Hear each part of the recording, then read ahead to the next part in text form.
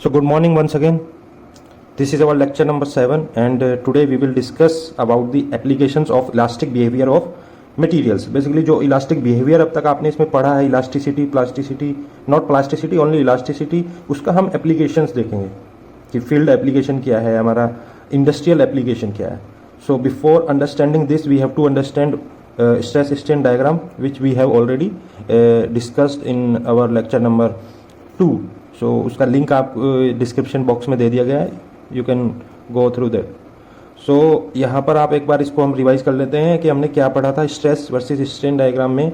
This is your O2A जहाँ पर आपका stress is proportional to strain था, क्योंकि ये एक लीनियर रीजन है मेरा, यहाँ पर एक लीनियर रिलेशन है अप टू A तक. Then B is your yield point. ठीक है, यहाँ पर आपका ये प्रोपोर्शनल नहीं है. ठीक है, तो O2A यू कैन से O2A is your linear relation or limit of proportionality. Then B is your yield point, or you can say this is your yield strength, which is the most important, I would say this is the most important point in terms of its application. जो हमने ये यहाँ पर लिखा है ना application, उसमें सबसे important point आपका आता है B. Then आपका C आपका प्लास्टिक रीजन स्टार्ट हो गया. अगर यहाँ पर आप अपना लोड रिमूव करते हैं तो उसके अंदर एक स्ट्रेन आता है which is less than 1%, but यहाँ से आपका प्लास्टिक रीजन स्टार्ट हो गया. Then D is your ultimate stress point. ये सबसे मैक्सिमम आपका स्ट्रेस होता है पूरे बॉडी के अंदर, इसको बोलते हैं हम अल्टीमेट स्ट्रेस. ये आपका हो गया फिर फ्रैक्चर पॉइंट. तो यही बेसिकली आपके मेन पॉइंट्स हैं. देन सेफ डिज़ाइन की कंडीशन क्या होती है? सेफ डिज़ाइन की कंडीशन क्या हुई आपकी? दिस इज़ योर, सपोज करिए आप किसी चीज़ को डिज़ाइन करने जा रहे हैं, कोई भी चीज़ आप या आप ये कह लीजिए आप एक कोई भी ब्लॉक डिज़ाइन कर रहे हैं, तो उसकी सेफ डिज़ाइन कंडीशन क्या होगी?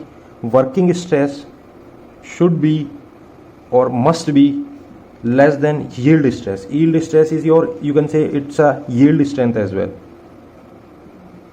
Yield strength as well.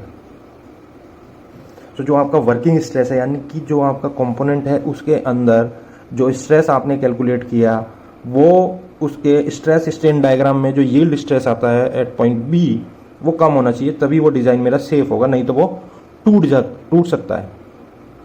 ठीक है, और इसमें स्ट्रेस स्ट्रेन डायग्राम में आपका वर्किंग स्ट्रेस वो कहाँ पर आता है? तो सॉरी, यील्ड स्ट्रेंथ है point B is your yield strain point, और you can say yield stress. इसमें बेसिकली आपका हो क्या रहा है? नेक्स्ट मूव करते हैं. Suppose we want to make a crane, एक एग्जांपल ले लेते हैं, which has a lifting capacity of, एक एग्जांपल ले लेते हैं, हमने लिया एक क्रेन है. ठीक है, उसकी लिफ्टिंग कैपेसिटी कितनी है? Lifting capacity equals to 10 ton.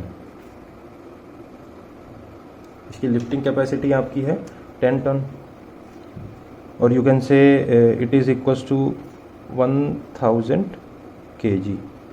kg में कितना हो जाएगा? 1000 kg. और हम चाहते क्या है कि ये जो लोड है जो भी ये लिफ्ट करेगी कि वो उसको डिफॉर्म ना करे परमानेंटली. ठीक है, तो जो आपका जो एक्सटेंशन होगा वो इलास्टिक लिमिट से ज़्यादा ना हो, यानी कि इलास्टिक लिमिट कहाँ पर है इसकी? यहाँ पर. This is your elastic limit point B. तो हमारा जो स्ट्रेस आएगा इसके अंदर वो should be less than yield stress या यील्ड स्ट्रेंथ. ठीक है, अब हमें जिस मटेरियल की ये मेरी रॉप बनी हुई है, रॉप आपने देखा होगा क्रेन के अंदर लंबी लंबी स्टील की रॉप होती हैं जिससे कि वो लिफ्ट करती हैं, किसी चीज़ को उठाती हैं इधर से उधर रखने में.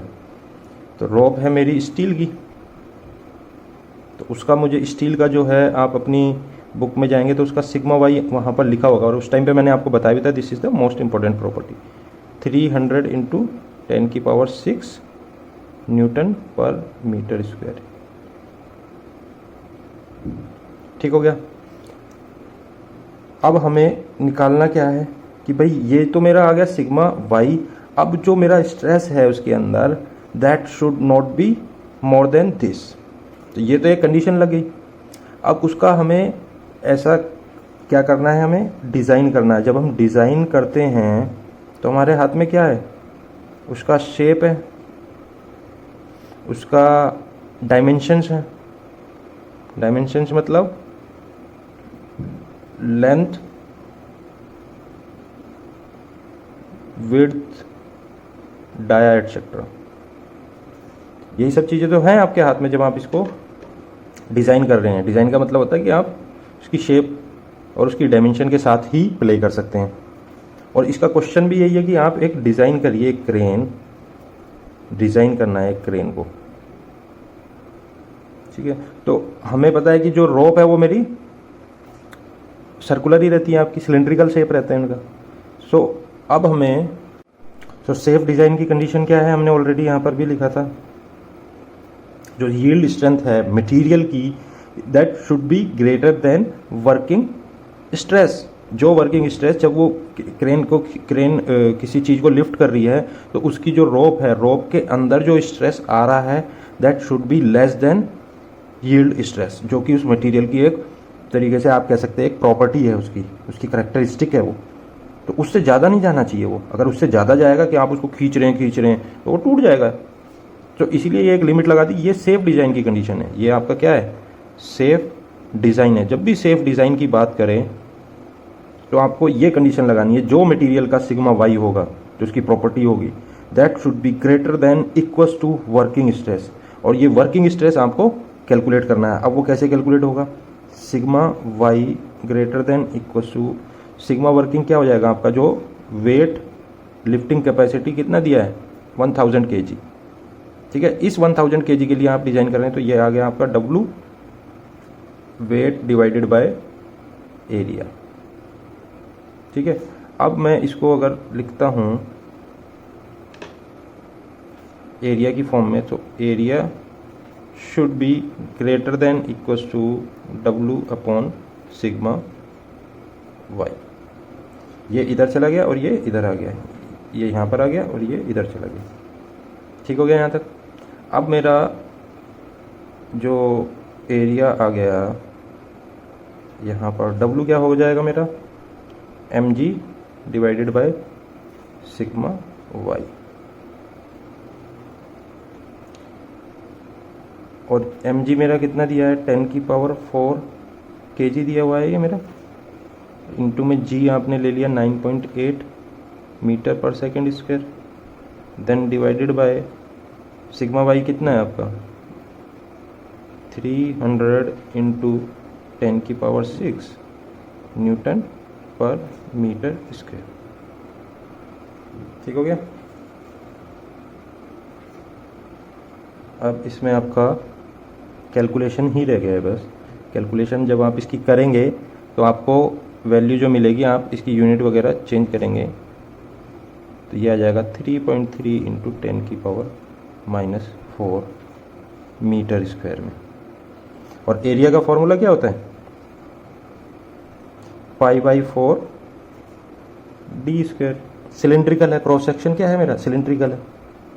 हम बार बार उसमें पढ़ाते हैं कि क्रॉस सेक्शन लेते हैं हम। ये हुआ आपका, ये कुछ यहाँ से ऐसे क्रेन ने खींचा था, यहाँ से इसके साथ एक सामान बंधा हुआ था, तो बड़ा सा सामान बंधा था। ये वो रोप है मेरी,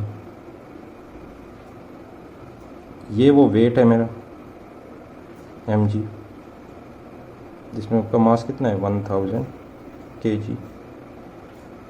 यहाँ से ये क्रेन आपकी। अब इसका जो क्रॉस सेक्शन एरिया है, क्रॉस सेक्शनल एरिया क्या हो गया, जो इसका डाया है πr² बोल लीजिए या π/4 d स्क्वायर बोल लीजिए, πr² भी बोल सकते हैं हम इसको। सो ये इससे आपका जो r आएगा निकल के, अब ये है आपका total 3.3 into 10⁻⁴ metre square.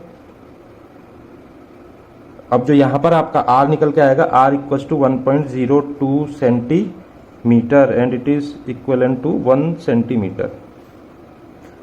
Corresponding to a radius of about 1 centimeter, you can say for a rope of circular cross section, generally a large margin of safety is provided. Thus, a thicker rope of radius about 3 centimeter is recommended.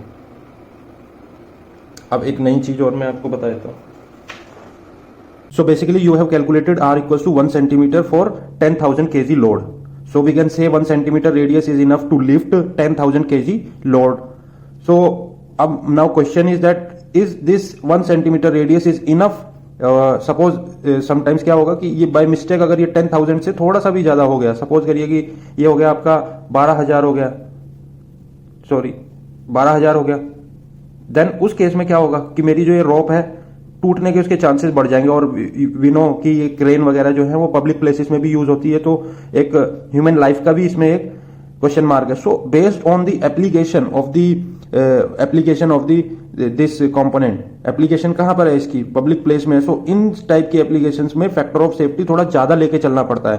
So factor of safety ज्यादा लेने का मतलब है कि मैं ये जो design कर रहा हूं ये 10,000 kg का लिए ना करके मैं इसको मल्टीप्लाइड बाई 10 कर रहा हूं यहां पर.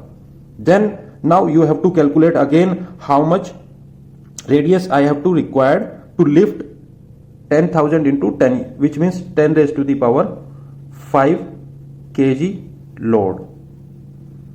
तो यहां पर एक टर्म आती है फिर फैक्टर ऑफ सेफ्टी. अब आपने यहां पर एक हाई फैक्टर ऑफ सेफ्टी इस एप्लीकेशन के लिए ले लिया, जो कि 10 टाइम्स आप जब इसकी मल्टीप्लाई कर रहे हैं, then you will calculate this radius, then you will get 3 into 3 centimetre with factor of safety, high factor of safety.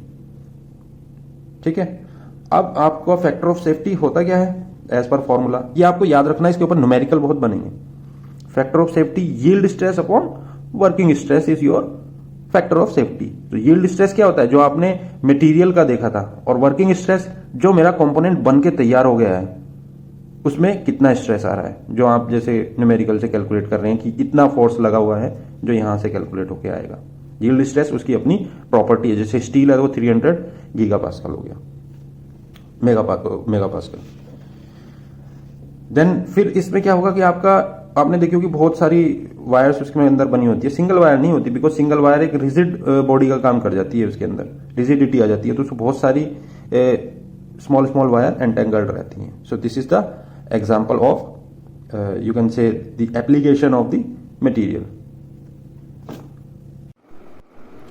So this is our next example. Suppose you have to design a bridge design करना. आपने देखा होगा flyovers वगैरह, उसके नीचे आपके इस type से फ्लाईओवर रहते हैं, इस टाइप से आपका फ्लाईओवर रहता है. आपका नीचे से आपके क्या लगे होते हैं, उसमें पिलर्स लगे होते हैं. पिलर्स के ऊपर वो स्टैंड करता है, खड़ा रहता है पिलर्स के ऊपर. यहाँ से एक सपोर्ट दी जाती है उसको. बेसिकली ये आपका क्या है, ब्रिज. ठीक है, ये उसके सपोर्ट्स होते हैं उसके अंदर, ये दोनों आपके सपोर्ट हो गए. सो ये क्या करते हैं, इसकी हम क्या चाहते हैं कि ब्रिज हमारा इस टाइप से बने कि वो बेंड ना हो. We need to prevent bending. Bending कैसे होती है, अब ये जो डॉटेड लाइन आप देख रहे हैं, ये मेरा सिंपल ये वाला पार्ट है. आफ्टर बेंडिंग आपका ये ऐसे बेंड हो रहा है, तो इसमें एक इसका सेंटर पॉइंट था ये वाला. ठीक है. अब जब ये बेंड हो रहा है मेरा, तो बेंड कैसे हो रहा है, यहाँ से ये दोनों पोजीशन तो इसकी फिक्स है, बीच में से ये हमारा बेंड हो रहा है कुछ इस तरीके से, ये हमारा बेंड हो रहा है. तो यहाँ से इसका सेंटर पॉइंट यहाँ शिफ्ट हो गया, तो हम हमेशा इसके सेंटर से ही इसका डेल्टा निकालते हैं, जिसको हम डिफ्लेक्शन बोलते हैं. ठीक है. तो बेसिकली ये बेंडिंग ऑफ बीम की कैटेगरी में आता है. अब हम यहाँ पर एक सिंपल सा मैं आपको फॉर्मूला बताता हूँ, उसका डेरिवेशन आपको कोर्स में नहीं है, बहुत ही डिटेल्ड है उसका derivation. So you no need to worry. तो यहाँ पर आपका ये वेट हो गया W, ये आपका जो इसकी जो डेप्थ है, this is depth D and this is your length L. ठीक है.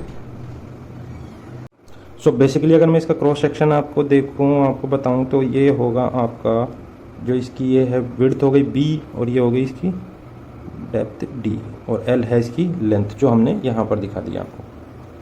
ठीक हो गया. अब एक इक्वेशन है, बेंडिंग की इक्वेशन है, आप नेट पे भी सर्च कर सकते हैं उसको. बेंडिंग इक्वेशन स्टैंडर्ड इक्वेशन है, जो कि बोलती है M/I equals to sigma upon Y equals to y upon r. तो इस इक्वेशन के बेसिस पे जो डेल्टा मेरा निकल के आता है यहाँ पर विच इज इक्वल टू, आप ये वाली इक्वेशन याद रखना, डब्लू एल क्यूब, डब्लू हो गया आपका weight, L cube divided by 48 y into में आई। आई क्या है आपका, मोमेंट ऑफ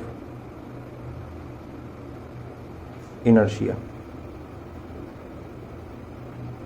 और एक रेक्टेंगुलर क्रॉस सेक्शन का होता है वो B D cube by 12। L आपकी लेंथ होगी, वेट हो गया आपका, ये आपका यंग मॉडुलस हो गया, ठीक है। अब जब आप ये वाली चीज़ यहाँ पर डालोगे, डेल्टा आपका निकल के आएगा, delta equals to W L cube divided by 4 B D cube into में वाई। तो आपको एक रेक्टेंगुलर बीम का ये एक डिफ्लेक्शन कह लीजिए, इसको क्या बोलेंगे आप, डिफ्लेक्शन ऑफ बीम रेक्टेंगुलर, ठीक है। अगर इसकी जगह कोई और वो शेप देगा आपको, तो आपको उस शेप को का ये मोमेंट ऑफ इनर्शिया आपको पता होना चाहिए। यहाँ पर केवल क्या चीज़ चेंज होगी, basis shape B D cube by 12 वाली चीज़ चेंज होगी, बाकी चीज़ें सब कुछ सेम रहेगी इसके अंदर। तो इससे आप अपना न्यूमेरिकल भी सॉल्व कर सकते हैं easily. So this is the deflection of beam, W L cube 4 B D cube, और यह हो गया आपका यंग मॉडुलस। सो बेसिकली ये रिलेशन आपको क्या सिग्निफाई कर रहा है कि बिकॉज इन हम क्या चाहते हैं जब हम डिज़ाइन करते हैं किसी भी बीम को, कि ये बैंड ना हो, which means delta should be minimum. ये क्या होना चाहिए मेरा, और 0 होना चाहिए या मिनिमम होना चाहिए। सो जब मेरा गामा मैक्सिमम होगा, जब ये इंक्रीज करेगा तो ये मेरा डिक्रीज करेगा। So we have to require a material having very high value of Young modulus, ठीक है। अगर आपकी लेंथ ज़्यादा होगी, जैसे जैसे आप इसकी लेंथ बढ़ाते चले जाएंगे तो क्या होगा, बीम लटकता चला जाएगा अगर उसके अंदर सपोर्ट नहीं है तो। जैसे ये है, अगर मैं इसी बीम को इसकी लेंथ जो है वो बढ़ाता चला जाऊंगा तो क्या होगा, ये बीम क्या है, लटकता चला जाएगा, अपने सेल्फ वेट से ही गिरता चला जाएगा। So it should be as low as possible. Then B D cube, अब बी क्या है आपका, B is the width and D is the depth.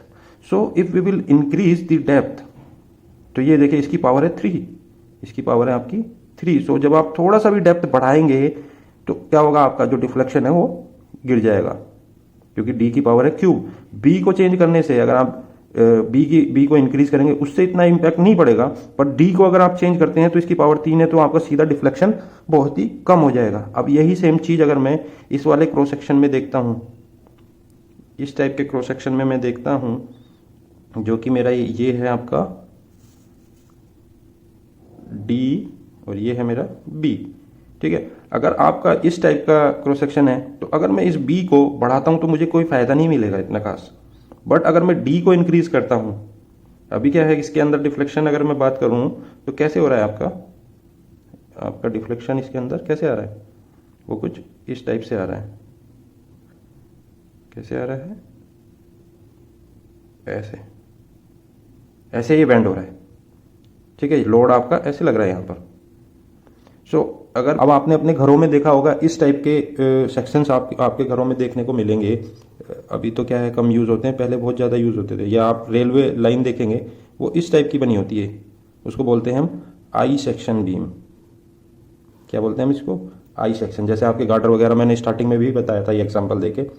सो इस टाइप के बीम्स हम इसीलिए डिज़ाइन करते हैं, मटेरियल को सेव करने के लिए।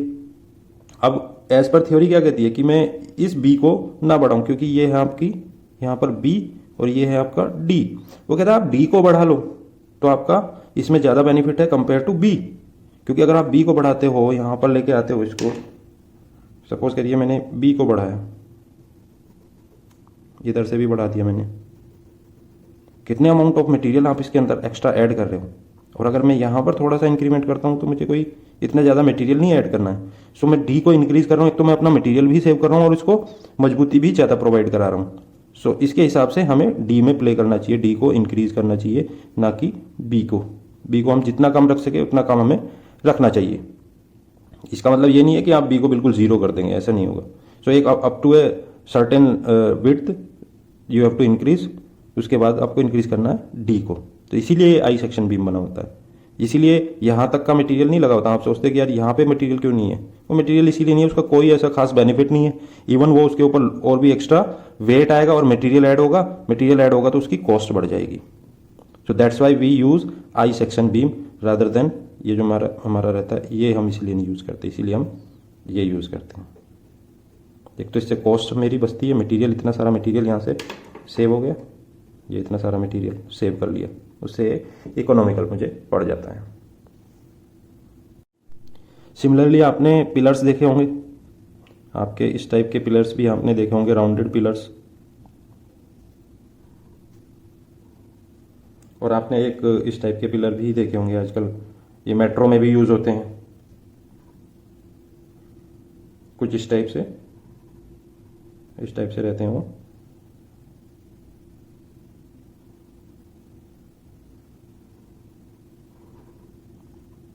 सो बेसिकली ये आपका ए, ये बी, ये आपके क्या हैं, आपके पिलर्स हैं। आपका जो ब्रिज है उसको सपोर्ट करने के लिए, जो आपका पुल होता है उसको सपोर्ट करने के लिए इस टाइप के पिलर्स यहाँ पर यूज होते हैं। अब इन दोनों पिलर्स में क्या डिफरेंस है, इसका जो सरफेस एरिया है वो ज़्यादा है कंपेयर टू इसके। सो यहाँ पर क्या होगा कि जो लोड इसके ऊपर अप्लाई होगा, पहले लोड यहाँ पर आ रहा था, यहाँ पर, अब यही सेम लोड इतने एरिया में डिस्ट्रीब्यूट हो गया है, ज़्यादा एरिया में डिस्ट्रीब्यूट हो गया। और आपका जो फॉर्मूला है क्या कहता है, sigma equals to force upon में एरिया। अब आपने क्या किया, एरिया को इंक्रीज कर दिया, इस एरिया को इंक्रीज कर दिया, तो आपका जो स्ट्रेस की वैल्यू है वहाँ पर वो क्या हो जाएगी, आपकी कम हो जाएगी। ये बढ़ेगा तो ये मेरा कम होगा। So that's why we have pillars having distributed surface area at which force is acting.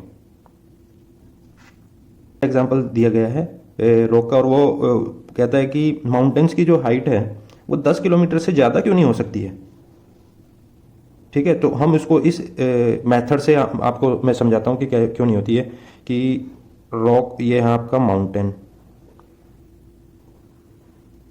This is your mountain.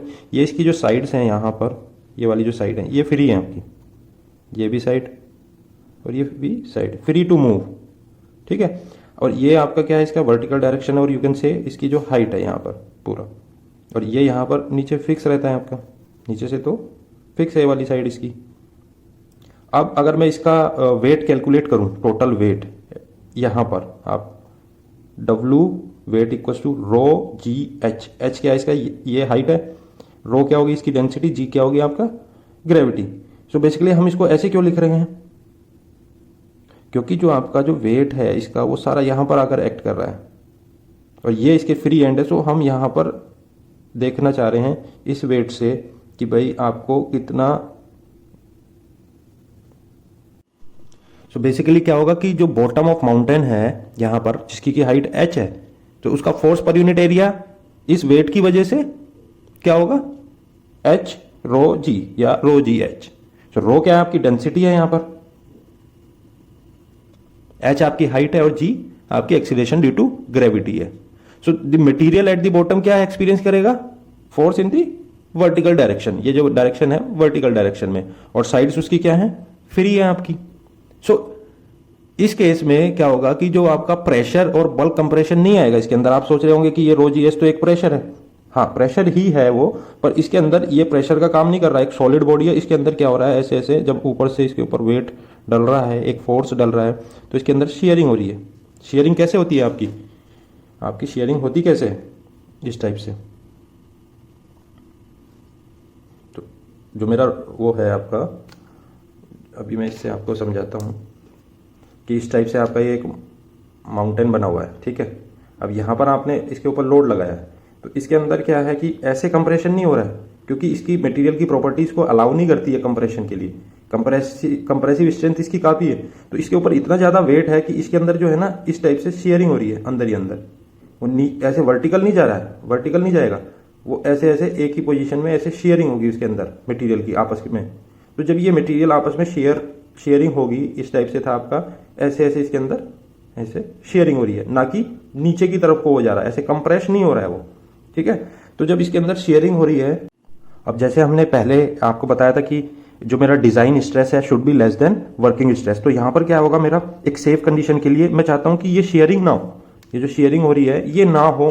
तो उसके लिए मुझे क्या चाहिए, stress due to material on top. यहां पर जो मटेरियल है मेरा, ये जो टॉप पे मटेरियल लगा है मेरा, तो इससे जो मेरा स्ट्रेस आ रहा है that should be less then जो इसकी क्रिटिकल शेयरिंग स्ट्रेस है, जिसपे कि रॉक फ्लो करता है। अब फ्लो आप ये सोच रहे हैं कि ये लिक्विड है क्या जो फ्लो कर रहा है, ये इसी ही टाइप से फ्लो करता है, इसको हम फ्लो बोलते हैं। जब इस डायरेक्शन में मेरी कोई चीज चल रही है तो वो क्या होगा, मेरा फ्लो हो रहा है, ऐसे नहीं जा रहा, वो कंप्रेस नहीं हो रहा। ये माउंटेन जो है मेरा, ये कंप्रेशन में नहीं जा रहा, इसकी मटेरियल प्रॉपर्टी अलाउ नहीं करती कंप्रेशन, पर हाँ इसको ऐसे ऐसे मोशन अलाउ करती है।